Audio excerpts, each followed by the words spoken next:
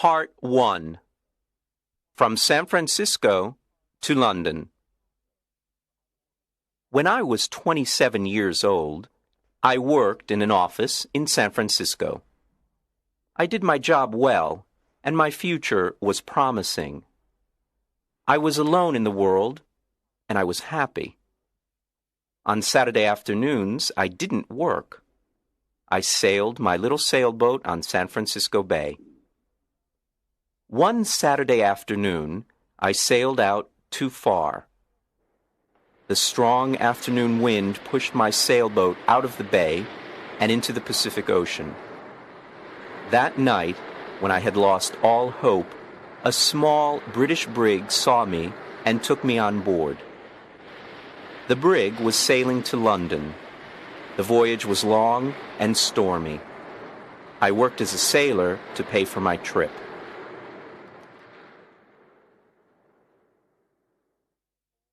When I arrived in London, my clothes were old and dirty.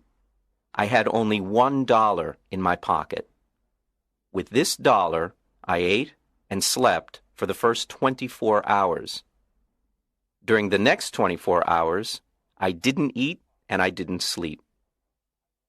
At about 10 o'clock the following morning, I went to Portland Place. I saw a child walking past holding a big pear. The child ate one small piece and then threw the pear onto the street. I stopped and looked at it. I was very hungry and I really wanted that pear. But every time I tried to get it, someone passed by and looked at me. I quickly turned in the other direction and waited for the person to pass by. I tried again and again to get that pear, but the same thing happened. I was desperate. I decided to get the pear and not to worry about the people who saw me. At that moment, a gentleman opened a window behind me and said, "Come in here, please." A well-dressed servant opened the door. He took me to a beautiful room. Here, two old gentlemen were sitting and discussing something important. Their breakfast was still on the table. I was very hungry, and I stared at their breakfast. I want to tell the reader that the two gentlemen had made a bet several days before. I knew nothing about the bet until later. Let me tell you what happened. Part 2. An Unusual Bet. The two old gentlemen were brothers. For several days they argued about a very strange subject. They decided to end their argument with a bet, as the English usually do. The following was the subject of the bet. The Bank of England issued 2 banknotes of £1 million each for a public transaction with a foreign country. England used one banknote, and the other remained in the bank.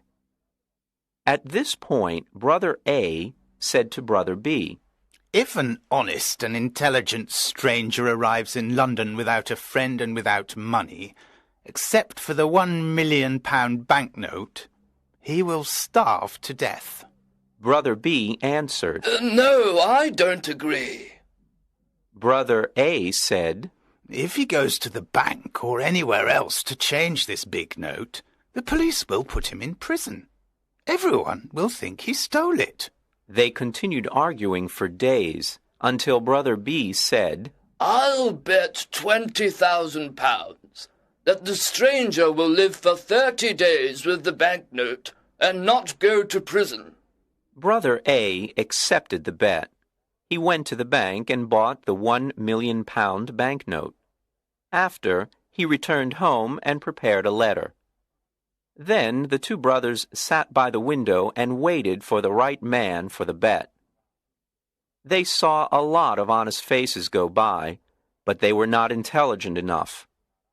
Several faces were intelligent, but they were not honest. A lot of faces were honest and intelligent, but they were not poor enough.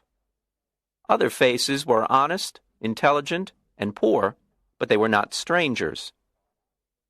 When they saw me from the window, they thought I was the right man, They asked me questions, and soon they knew my story. Finally, they told me I was the right man for the bet. I asked them to explain the bet. One of the gentlemen gave me an envelope. I wanted to open it, but he said, "No, don't open it now. Wait until you are in your hotel room. Then read it very carefully." I was confused, and I wanted to discuss the subject with them, but they didn't. I felt hurt because I was the subject of a joke. When I left their house, I looked for the pair on the street. It was gone. I was quite angry with those two gentlemen. Far from their house, I opened the envelope. I saw that there was money inside. I didn't stop to read their letter. I ran to the nearest eating place. I ate and ate and ate. At last, I took out the envelope with the money to pay for my meal. I looked at the banknote and almost fainted. It was a banknote worth $5 million. I was speechless. I stared at the banknote. The two gentlemen had made a big mistake. They probably wanted to give me a 1-pound banknote. I saw the owner of the eating place staring at the banknote too. We were both surprised. I did not know what to do or say, so I simply gave him the note and said, "Give me the change, please." The owner apologized 1,000 times. "I'm very sorry, but I can't change this banknote, sir." "I don't have any other money. Please, change this note," the owner then said. "You can pay for this food whenever you want, sir. I understand that you are a very rich gentleman. You like playing jokes on people by dressing like a poor man. You can come here and eat all you want, whenever you want. You can pay me when you want." Part 3. The Letter. When I left the eating place, I hurried to the house of the two gentlemen. I wanted to correct the mistake they had made. I was very nervous. When I arrived, the same servant opened the door. I asked for the two gentlemen. "They are gone," the servant said. "Gone? Gone where?" "Oh, on a journey." "But where did they go?" "To the continent, I think." "The continent?" "Yes, sir." "When will they return?" "In a month." "A month? Oh, this is awful. How can I talk to them? It's extremely important." "I can't help you. I don't know where they are, sir." "Then I must see a member of the family." "All the family are away. They're in Egypt and India, I think." Before leaving, the two gentlemen made an enormous mistake. They will certainly return home tonight. Tell them that I came here to correct the mistake. I'll return tomorrow." "I'll tell them if I see them, but I won't see them. Sir, you must not worry, because everything is all right. They will be here on time, and they will see you then. Goodbye." I was confused. My head was in a fog. I did not understand what the servant told me. The letter. I remembered the letter. This is what it said. "You are an intelligent and honest man. You are also poor and a stranger. In this envelope you will find some money. It is yours only for 30 days. At the end of 30 days, return to this house. I have a bet on you. If I win this bet, you can have any job with any salary that you want." There were no signature, no address, no date on the letter. How strange. I didn't know what to think. I went to a park, sat down, and thought about what to do. After an hour, I reached the decision that follows.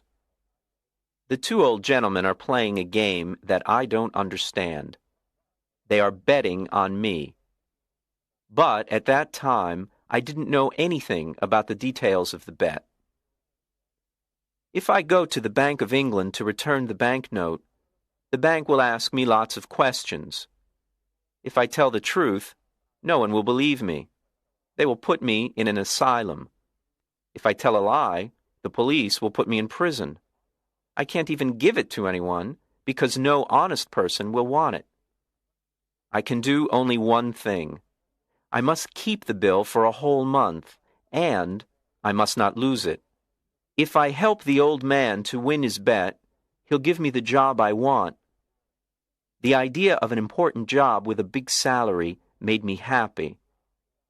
With this exciting idea in mind, I began walking down the streets of London. Part 4. At the tailor's. Every time I passed in front of a tailor's, I wanted to enter and buy some new clothes. But I had no money to pay for them. The £1 million banknote in my pocket was useless. I passed in front of the same tailor's 6 times. At last, I entered.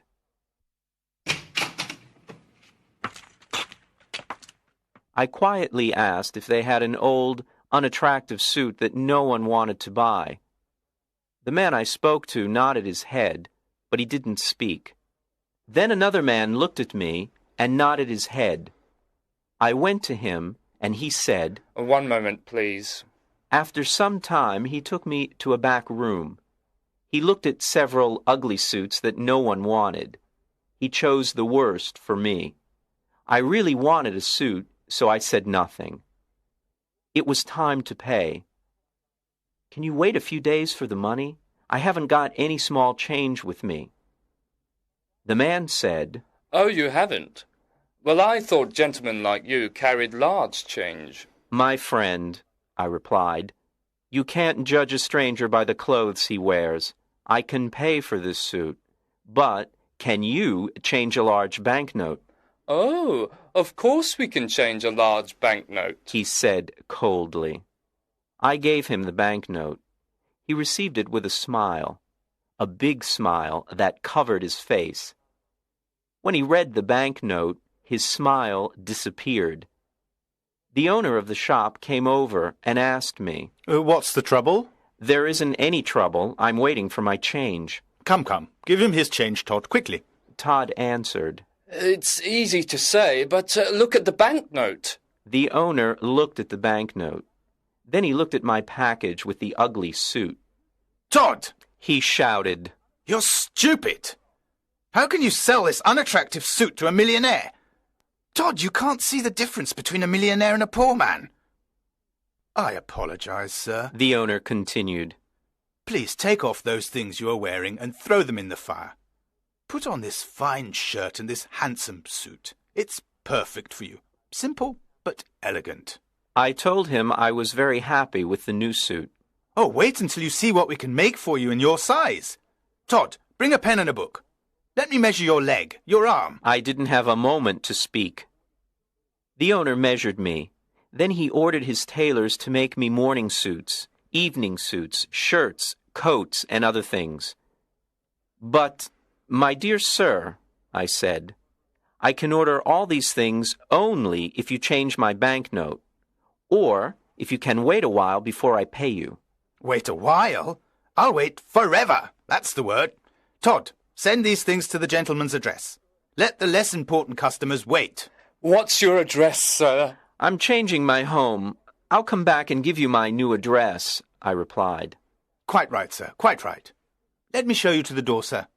Good day, sir. Good day.